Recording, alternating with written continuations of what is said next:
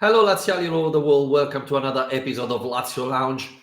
Yesterday, Lazio had a huge opportunity with Juventus losing at home against Atalanta.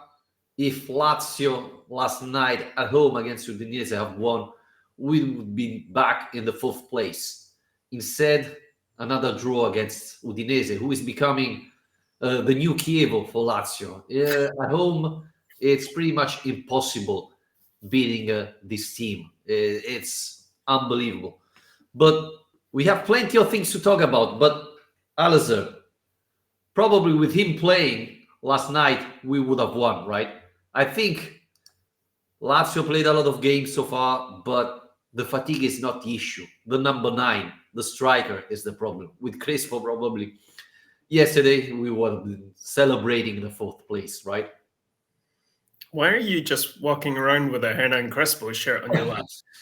Well, I'm home, I just pick it up. They're just lying within arm's reach. There's always like an ex-Lazio Legends shirt somewhere. Yeah, I mean, look, it was probably the clearest sign so far of fatigue that we've seen from this team. They really lacked intensity to their game, the kind of intensity we've become accustomed to with Baroni. I can see what you mean, starting off with the attack, the strikers, the fact that Dia and Chauna between them didn't offer much at all. But, I said last Friday when we did our podcast, I was expecting this to be difficult because of how organized Udinese are. They're not conceding any goals at the moment. They've got this huge, muscular, tall, powerful defense. And so it proved. I mean, I'm not sure how Lazio would have, changed things hugely if they'd had Tati in that team, for example. I think Udinese were, they deserved a draw from the way that they played as well. You got to give them credit for that. So before we go further, we have to thank the new patron, Christopher Thomas. Thanks for becoming an Aquilotto. You can support our podcast on patreon.com/Lazio Lounge. Membership starts $2 a month. You get a shout out when you first subscribe, and then every month we have an exclusive podcast for our members. Alasdair, I don't agree with what you said, to be honest with you. Baroni, the player, said, we were tired, fatigue, and so on. But today I was watching the numbers, and the numbers are that Lazio has 10 players who played more than 2,000 minutes. Juventus have 11. Atalanta have 12. Doesn't look to me that Atalanta was tired on Saturday against Juventus. Roma has 3 players that play more than 300 minutes. Lazio has just Matteo Guendouzi. And yes, we played Thursday, just like Roma did, who played on Sunday. But if you go and watch the starting 11 on Thursday, we had only 6 players who started even yesterday, and one is the goalkeeper. Then there's Romagnoli, who scored in both games. Marusic, who played well. Guendouzi, who played well. Isaacsen, man of the match in both games. And then there's Dia, who's dreadful. I don't think we lost because we were tired. I think, going back to Hernan Crespo, we lost because our number 9 is terrible and our number 10 is even worse. You cannot win against a very well-organized team playing 9 men against 11. Well, I do agree we've got a problem there, which I've touched on before. I'll come back to, but I do stand by the physical tiredness point. I mean, not just physical. I think it's more complicated than what you're saying there. It's not just about how many minutes these players are playing. It's the fact that they've just had 4 away games in a row. So think about all the travel that involved. Think about the mental energy that's gone into the last 2 games in particular to win those matches in the 98th, 96th minute against Milan and Pilsen, and also the regular turnaround. Baroni has, like you say, been much better at rotating the squad over the season to give a greater spread, I guess, of minutes to the full squad. But I don't think that means you can just look at those numbers and say this team shouldn't be tired. Of course they're going to be tired. It's crazy to have 4 away games in a row, especially when one of them is overseas. And there's obviously the thought in the back of the mind that in 2 days' time, they have to be back out there again doing the second leg too. So I think that's definitely there. I'm not saying it's necessarily an excuse for the performance. I think Lazio and top teams need to learn and need to find a way of managing that situation and still getting wins and winning ugly when you need to. So I'm not saying it's an excuse, but I do think it's a real thing. And I do think it's a valid point for Baroni to have made. Well, I mean, it's the 11th of March. Obviously, every team is tired. They played a lot of games, just like Inter, Roma, etc. So, yeah, obviously, we are not as fresh as in September, but I still believe that the biggest issue is we didn't create any chances in the second half. And that's the biggest issue we are facing. I think Chana is becoming an issue.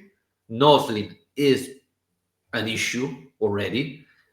And the question is what happened to Dia? Because really, the evolution this player had this season is hard to understand. Yes, we remember he had the malaria, etc. But come on, was 4 months ago. Well, he didn't. Well, no, he didn't. So it's even worse. So it's, I don't know. Was Dia that good because he had Tati Castellano in front? Or is something that we don't know about Dia that is forcing him to not playing as good as he did in the first couple of months with us? Well, I mean, I think it would be wrong to look at this game and start pulling apart Dia's season. I mean, I think it would also be wrong to look at that international break and the malaria story and say he's been on a slide ever since, because I think his form definitely dipped after that for a month or maybe more, but then he bounced back again. And I think his performances after that period were pretty good. Scored a really important goal against Napoli late on.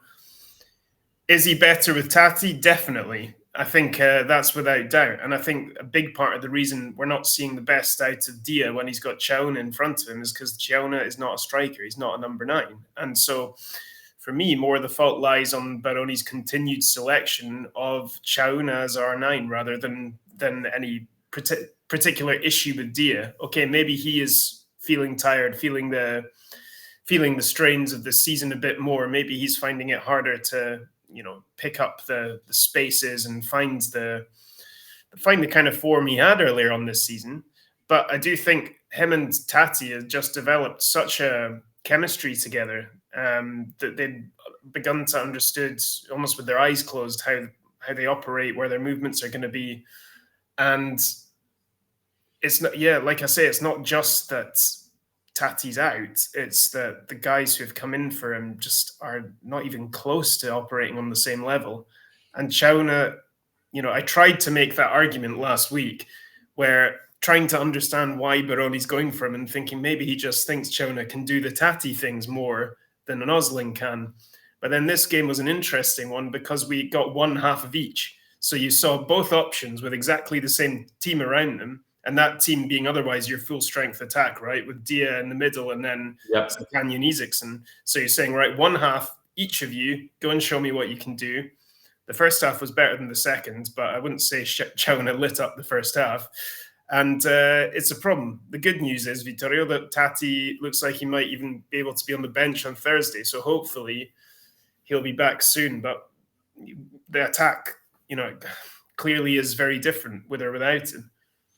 You mentioned Baroni, and before the game, it looks like Lazio would have played 4-3-3. Then Rovella got injured, and Baroni, I don't know why, went back to the 4-2-3-1. Now, I don't want to blame Baroni for not winning yesterday, but you mentioned Udinese is a very physical team. Maybe playing with a 4-3-3, adding Vesino and Belayan there in the midfield has more physicality, has more option in the midfield to move the ball faster, etc. Maybe sticking with the 4-2-3-1, especially without a number 9, you can move Dia in front instead of playing Chiauna and Noslin, who are obviously not working. I think Baroni should have tried something different. Should have stick with the 4-3-3, even with Rovella injured. it might have played on his mind too, though, the selection, like what he had available. And he spoke about this after the game, the way he has had to try and manage these minutes because Vecino doesn't have 90 in him yet. He's only just back. Guendouzi is an absolute machine. I don't know how he's doing it. He did another 90 yesterday, but I guess pre-match you wouldn't have been able to necessarily guarantee that. Belayan obviously has only played once. And then Deli-Bashiru, it turns out, wasn't ready to play at all. So if you're playing a 4-3-3 and you need three central midfielders, but you can only actually really rely on one, who's Guendouzi, who is kind of superhuman, you're limiting yourself a little bit. And Patrick, obviously, yesterday had to come on and play as a defensive midfielder, which kind of shows where we're at. But you're right to point that out because I do think it's tempting, as we just have done, to immediately talk about the attack. But once you take out Nuno Tavares, Nicolo Rovella, and Tati out of this team, you've lost the whole kind of spine of your attacking threat. It's not just about Tati leaning the line. It's about, the sprints and the push you're getting up the wing from Nuno, and also the way that Rovella can control the game and play those forward passes and dictate the play properly, which Guendouzi and Vecino don't do, and we didn't really see much of yesterday. Alasdair, I don't know if people home notice, but with Patrick, Toma Basic was coming in, and then before the substitution, Baroni went to Basic, who was close to the pitch, close to coming in, close to the linesman, and then Baroni said, "No, go there, warm a little bit more," and then he forget about him. This tells you how bad we were in option on the bench. And why do you put Rovella and Dele-Bashiru on the bench if they cannot play? And really, Patrick, midfield is better than Basic. And not only, I think yesterday we saw the worst sub ever. I think the worst change of 2025 has been decided yesterday. You take off the best player you had on the pitch, Isaacson. In a game, you have to win. And, you could say, well, he's tired, I'm bringing in Ibrahimovic. You have it on the bench, you bring it in, right? He could be the replacement. No, you take off Isaacson and you put Patrick out of position. They asked this question in the press conference after the game, and Baroni went crazy about that. But I thought that was the worst substitution of the year already. Easy. It was kind of baffling. I don't know about you. I mean, I was at the game with a friend last night, and like us and everyone around us, when that change happened and it came up on the big screen, at first I was like, are my eyes deceiving me? That is Patrick, I think, who's coming on for Isaacson. Then it came up on the board, and then I was like, is it a double change though? Maybe they're bringing on two players at the same time and they've not announced the second one yet. And it took me a second to get my head around it. And it was at that point I actually turned around and I said, I think Baroni's happy with the point, actually. He shouldn't be, but I got that feeling at the end of that game. The last 20 minutes, Lazio weren't really taking risks. They weren't really pushing, maybe because of this tendency to score late goals that we've talked about over and over again, and we've just seen two pretty spectacular examples of. Maybe there's this kind of like, this is the other side of that, where there's a kind of feeling like, okay, sooner or later something will happen. We don't necessarily have to work for it because something always happens. But nothing happened. So they had a corner kick in the last second. So it was. And Baroni justified the substitution, saying that they were physical and we were struggling there. So he decided to put someone in front of the defense to give an extra layer of defense to the team. But you're playing at home against Udinese. If you win, if you lose, it doesn't change that much, right? You didn't pass Juventus, who is still fourth. Bologna is close to you, but it doesn't change that much. We're still playing Bologna on a Sunday, if I'm not wrong. So you still need to beat them. Otherwise, they will be ahead of you anyway, even with a draw. So I don't understand, honestly. And I think that the message wasn't, I'm happy with the draw. The message was more, the Europa League is more important than the Serie A. We have more option, which I don't agree, to be honest with you, because No. with this Juventus, I mean, if you finish below this Juventus and with Milan playing rubbish, you waste a huge opportunity. How many times will it happen that Juventus and Milan will be so poor in the season? Not that many, right? So you're wasting a huge opportunity. And then, Alasdair, the question for you is: you sign Ibrahimovic, you sign Belayan, you sign Proskab. Why did you sign them if they don't play, if they don't start not even a game? Um, Baroni said, I wanted to play Vecino because he need minutes. But even Belayan need to play. You sign him. He's youngster. Vecino probably this summer is gone. Right? Yeah. So, Well, I mean, from what we saw from our one small glimpse of Ibrahimovic, he's a bit of a wild card and kind of came on and was pinballing around everywhere trying to make an impact. But to be honest, in a game like that was so blocked, it was so static a lot of the time, that's not necessarily a bad thing, having a kind of wild card player full of energy trying to get on the ball and make things happen or take shots from range or whatever. I don't think it would have been the worst thing. And like you say, I don't really understand if not then, when are we ever going to use him? Maybe they've just already decided they're not going to keep him. So what's the point in playing him? I don't know.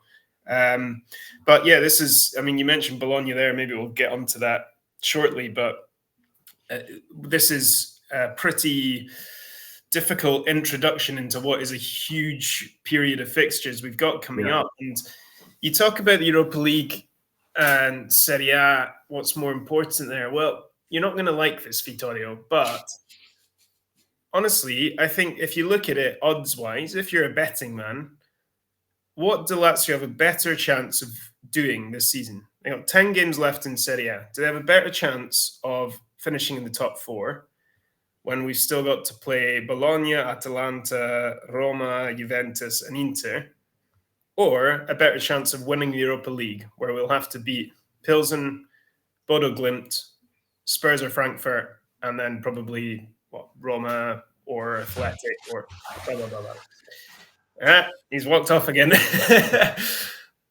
I think, you look at those fixtures, it's just a case of maths, Vittorio.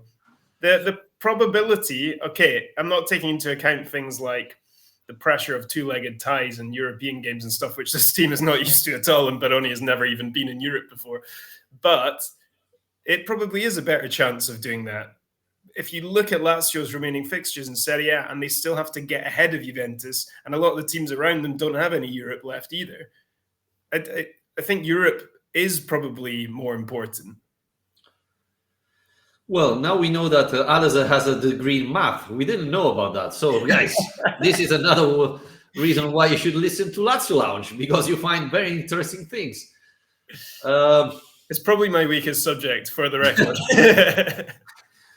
So, I'm not sure about that. I mean, Juventus has a bad fixture as well. Atalanta has a terrible fixture going forward because they have 5 games in a row. They're playing even Lazio in this. We're not competing with Atalanta, though. I thought before Sunday we did, honestly. Yeah, but not anymore, surely. But, Juventus is playing against Fiorentina away this Sunday. So if you beat Bologna and Fiorentina does their job, you're again 4th. And, the situation in Turin is not nice. It could be dreadful. Motta could not finish the season. This is how things bad are going there. Plus, yeah, but like I said, look, to win the Europa League, we'll need to win 3 really tough games, the 2 legs of the semi-final and the final. 3 really tough games, and then 3 less tough games, the quarterfinal and the second leg of Pilsen. Okay? 3 really tough games. In Serie A, we still have to play at least 4 really tough games, plus more difficult games beyond that than Bodo Glimt would be, for example. That's Yes, what I'm but saying. yes, but you can still finish in top four without beating Atalanta, for example. So in Europe League you But can lose. You cannot lose. the prize for finishing. Sorry to keep coming back to this, but what's the prize? Why do we care about finishing in the top four? The only reason is the Champions League. Of And if course. you win the Europa League and you go all in on that, which is a very much an objective there to be won, you also get in the Champions League. But in the meantime, you get one of the biggest moments in your club's history and a trophy that everyone will remember for generations. And I agree, but tell me, in the last 10 years, how many times Lazio reached the final in the Europa League? Hey, history is there to be written, Vittorio. How many times have Lazio had a better chance to get to the Europa League final? Well, I think we had in the past, but we didn't take it. So the problem is, if you play Chauna on number 9, you can play even Bodo Glimt or Afragolese. You still don't have that many opportunities to score. So it is an interesting one, because I do think sooner or later it's easy for Baroni to keep saying, we're fighting on every competition, but sooner or later we will have to see what his priority is, because he will have to choose, won't he? I'm not sure he will have to choose, but at the same time, I think putting Patrick in yesterday and taking off Isaacsen, who was honestly man of the match again, is a pretty clear signal, right? He said, okay, today we're not winning, even with Isaacsen. Let's take him off and keep him a little bit fresher for Thursday, right? Yeah. And one thing very important, you didn't talk about the home game on Thursday. It's not an easy game, especially if Lazio play like this, right? Victoria Pilsen, it's not the same team in away, even because they cannot bring that terrible pitch in the away games, luckily.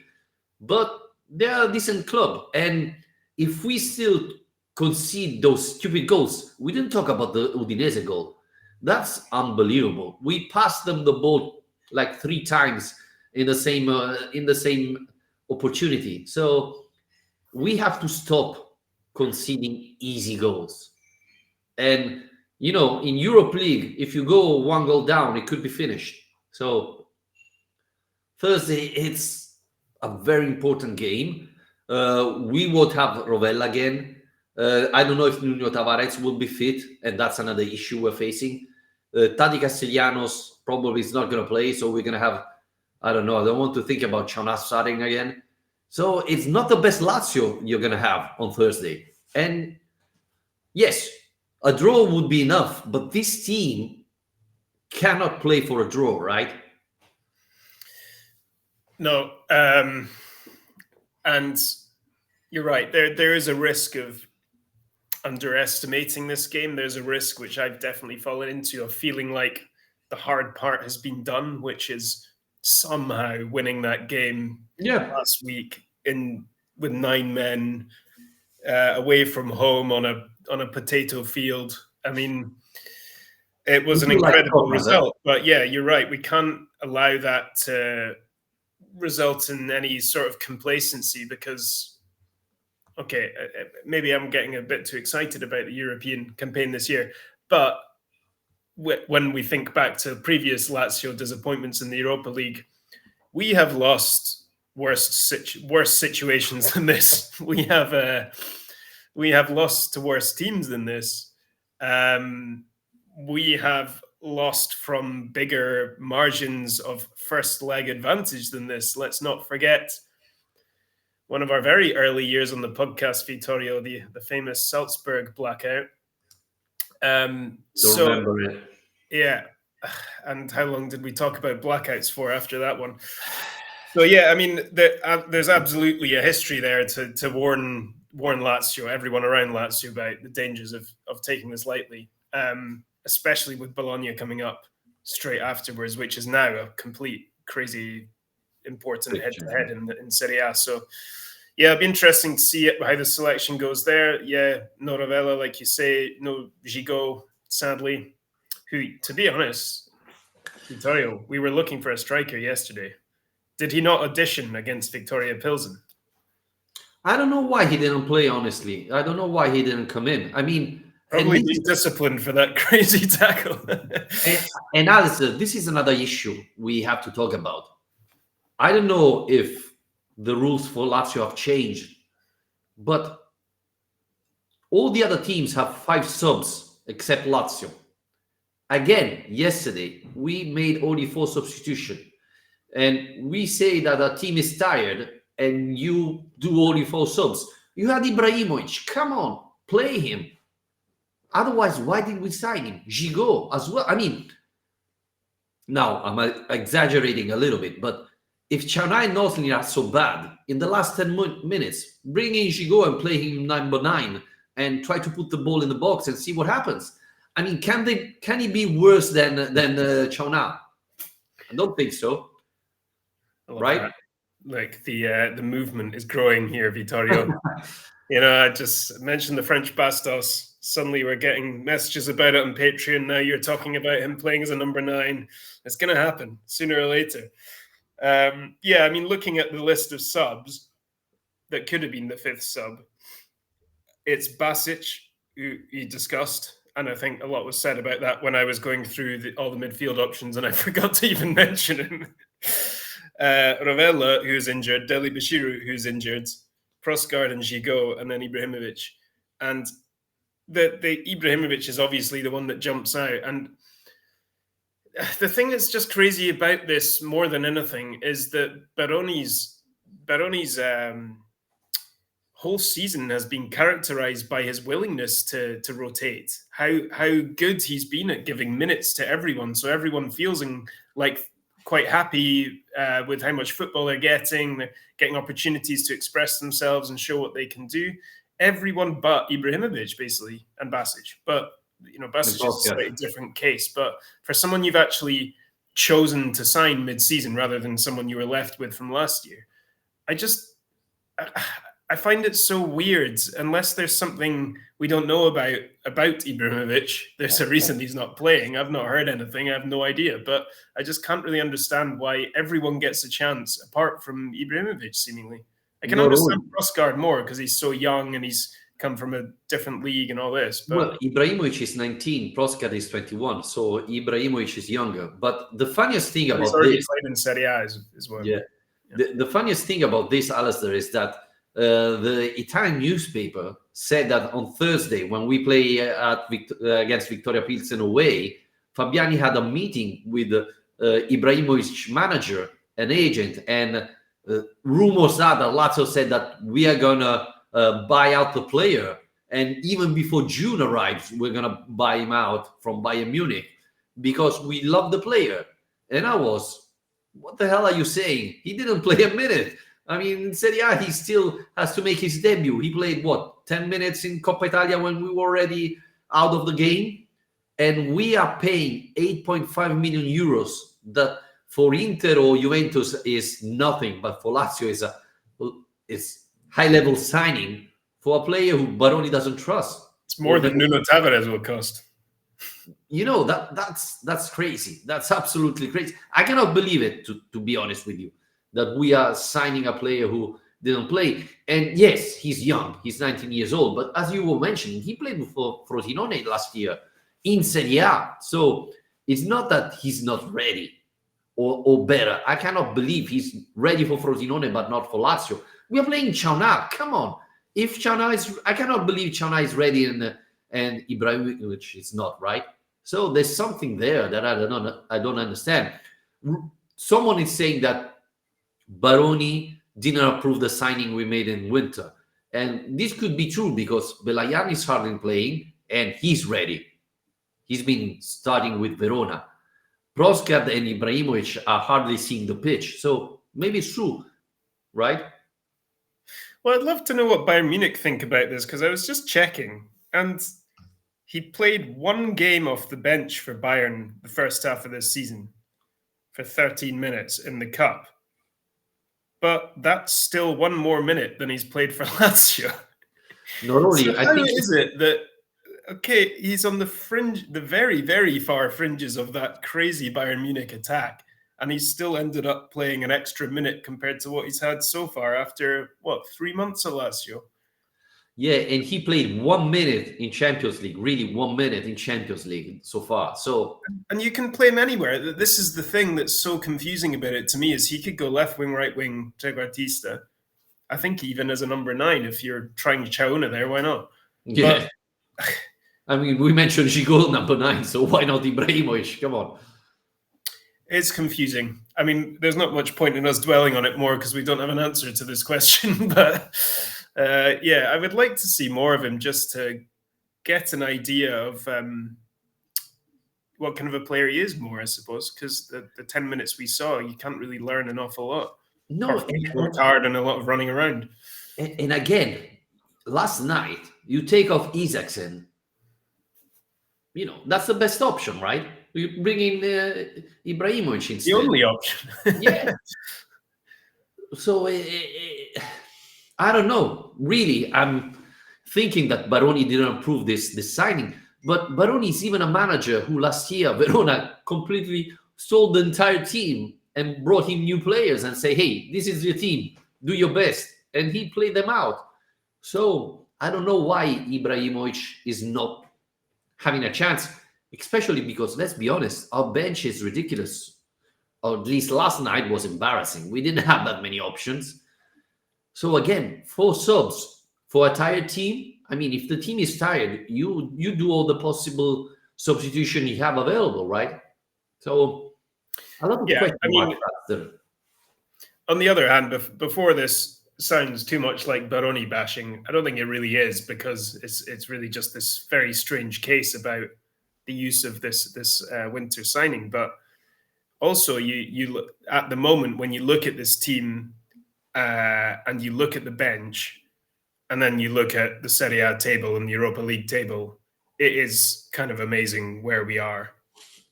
Do you not think you do sometimes need to take stock slightly? Obviously, at the end of the season, we can do that with clearer eyes, but it is quite a limited squad in many ways. So to be right up there in the top 4 race and on the verge of a Europa League quarterfinal is kind of amazing.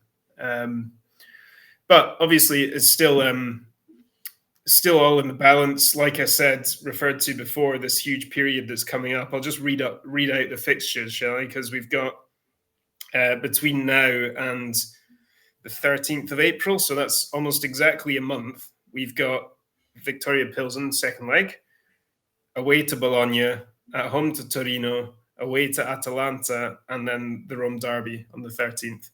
I mean, that is, I know we probably keep saying this, but that's the period that will decide, certainly in Serie A, what we're fighting for. So I clean my glasses so I can watch clearer now. And we have to say something, Alasdair.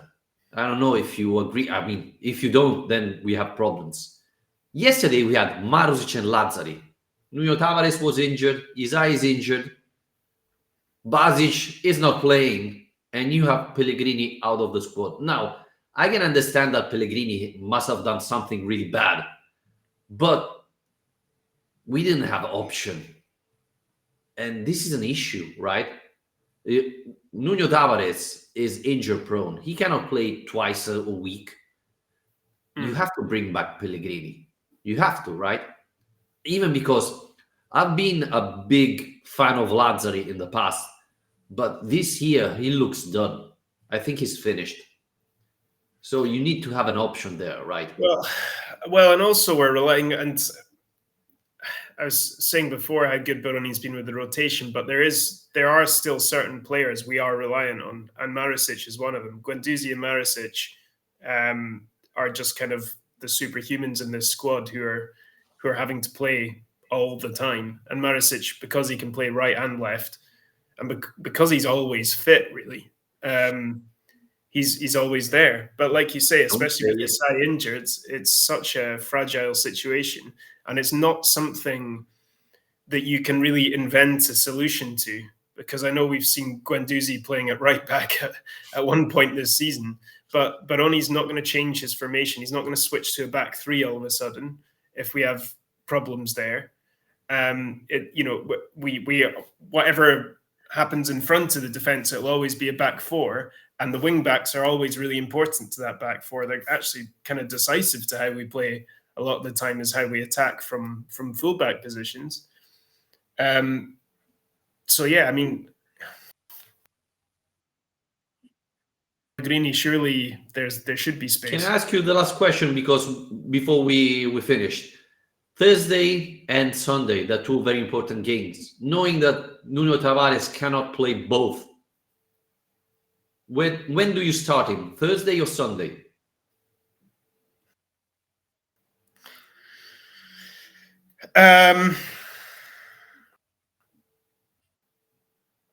I would probably, but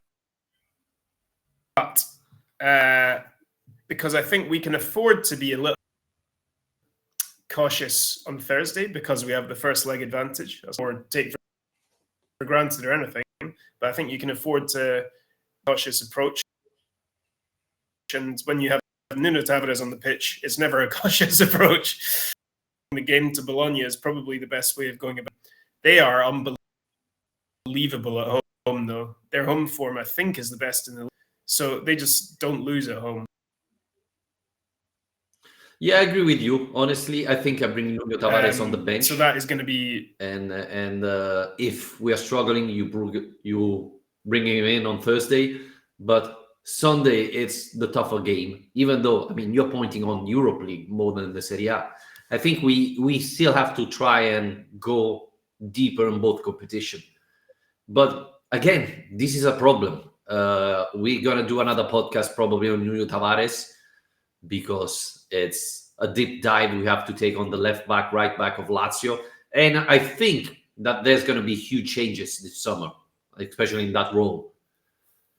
But yeah, it's a hard fixture. We hope Tati is going to be back, because again, as we were mentioning at the beginning, it's not only that we miss him, the replacements are simply bad.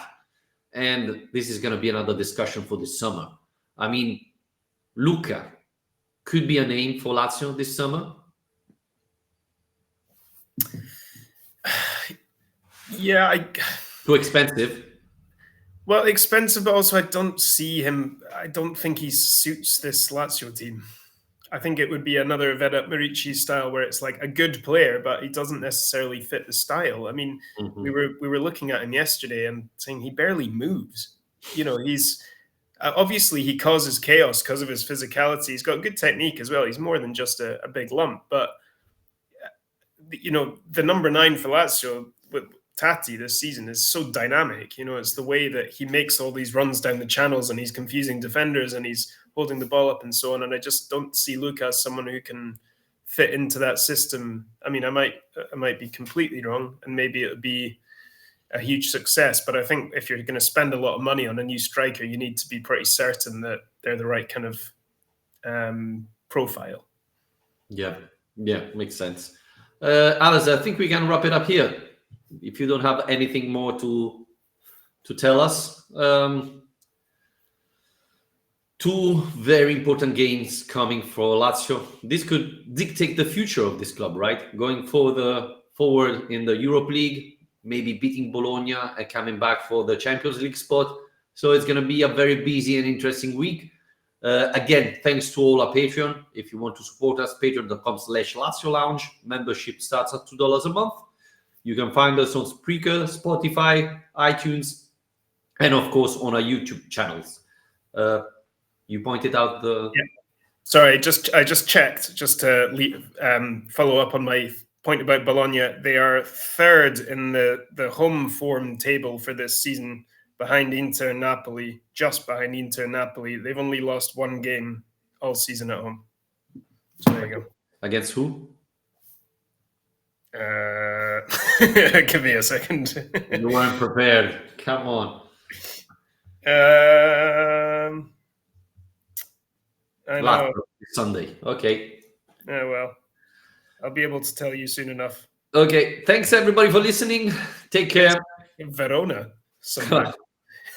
You see? Surprise. Yeah, there's some hope. Take care, guys. Cheers. Ciao.